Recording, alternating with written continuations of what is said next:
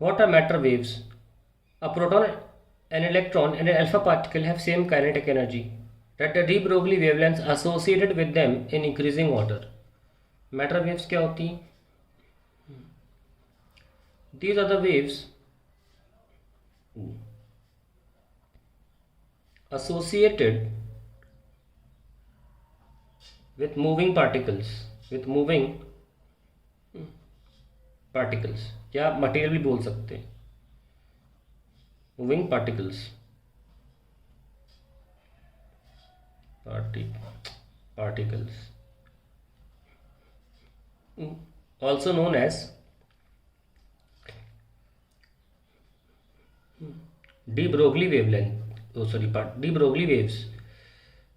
De Broglie waves given by lambda equals to h by p. It is the equation which relates momentum with momentum, a mechanical property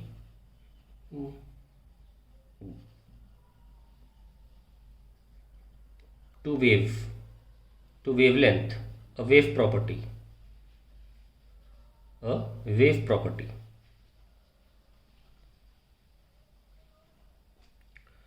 अब proton, अब यहाँ देख सकते हैं, अब सबकी सेम काइनेटिक एनर्जी है. काइनेटिक एनर्जी सेम है.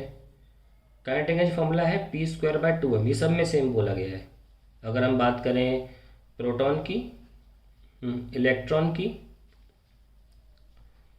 और अल्फा पार्टिकल की, तो ये फैक्टर सबके लिए सेम है. अल्फा, प्रोटॉन, इलेक्ट्रॉन और अल्फा. तो right the de Broglie wavelengths associated with them in increasing order. सबसे छोटी किसकी होगी?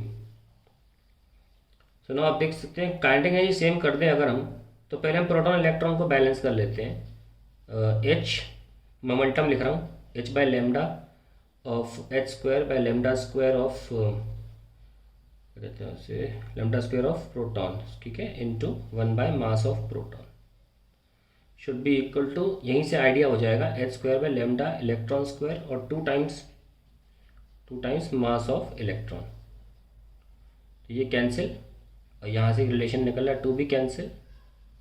That mass into lambda is a constant, ये निकल के आ रहा है, ठीक है. So lambda is inversely proportional to mass. अगर काइनेटिक एनर्जी सेम है तो ये निकल के आता है रिजल्ट, h² कैंसिल हो जाएगा, lambda p² mp, lambda e² m² है. सो हम स्क्वायर भी करना चाहें तो भी फ़र्क नहीं पड़ेगा हमारे आंसर पे, क्योंकि इन्वर्स तब भी आएगा. तो जिसका मास कम है उसकी वेवलेंथ ज़्यादा होगी. तो सबसे कम मास इलेक्ट्रॉन का होता है, उसके बाद प्रोटॉन का और फिर अल्फा का. तो सबसे ज़्यादा वेवलेंथ इलेक्ट्रॉन की होगी, फिर प्रोटॉन की और फिर अल्फा की. That is the answer to the question.